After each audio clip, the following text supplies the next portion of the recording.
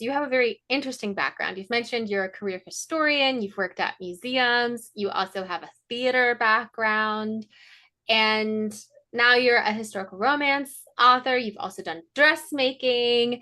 What was your journey to writing, and how many of those other hats are you still wearing?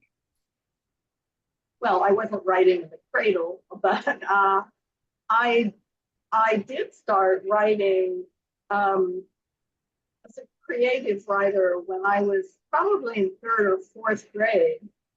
And by the time I was in high school, I was publishing in the high school literary journal. Then, when I was in my early 20s, I typed an entire 78,000 word novel on a manual typewriter, Wow.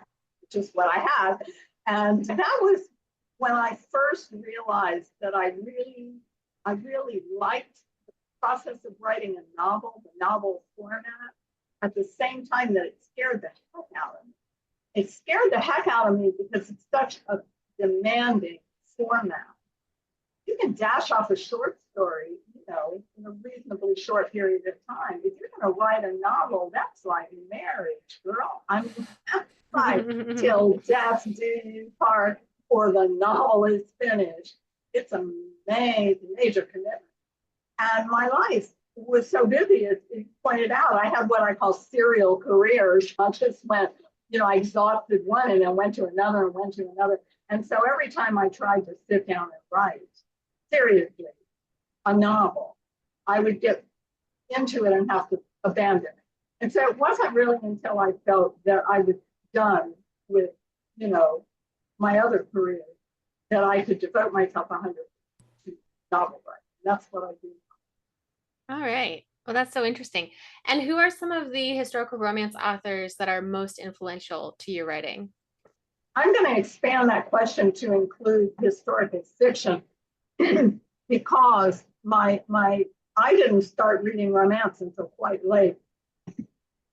And then the romance that I was reading, I wasn't particularly impressed by, but I have always been impressed by historical fiction, whether it was, I'm calling it historical, but it was the kind of fiction that I grew up reading that was contemporary to the author's time, but was not contemporary to the time in which I was reading it. People like H.G. Wells, Jules Verne, I mean, these were people whose works fascinated.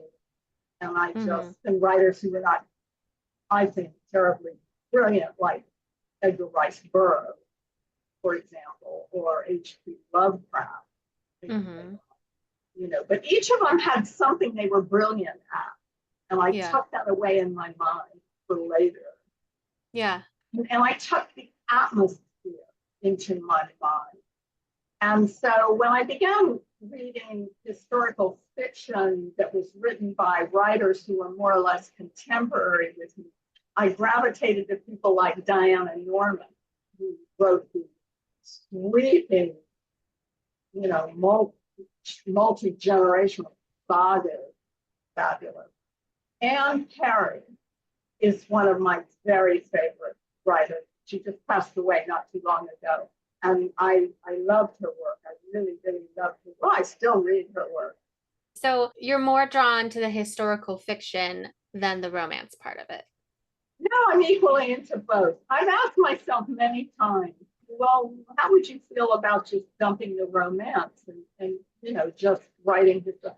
But I I don't want to do that for a variety of reasons. One of which is that I really do think I'm destined to write, if not romance, historical romance, than historical fiction that has a strong romance element. And I say Hmm. that because I've actually tried to write other genres and not have those books morph into romance, and I can't do it. I like the structure of romance. I like certain conventions because I do believe they mirror. It's not real life, whatever the heck that is, but the life that we feel is real emotional. They Mm-hmm. mirror our real emotional life. And so for me to try to write a book, and I actually have a work in progress that is a police procedure, and yet the romance element keeps growing and growing in it. So I obviously need to write that. Yeah. Oh, that's so interesting.